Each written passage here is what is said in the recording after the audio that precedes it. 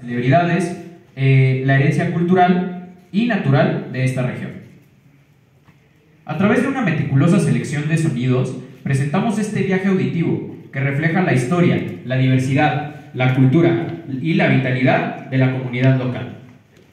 Desde el resonar de las campanas del reloj hasta el bullicio animado de los mercados tradicionales, cada sonido se convierte en un ejemplo claro de la identidad de Pachuca. Haremos una dinámica en la que les pido a todos ustedes aquí presentes que escuchen con atención las siguientes pistas de audio, de las cuales tienen como objetivo poder imaginar dónde fueron grabados estos sonidos.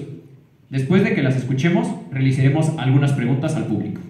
Pasamos con la primera pista.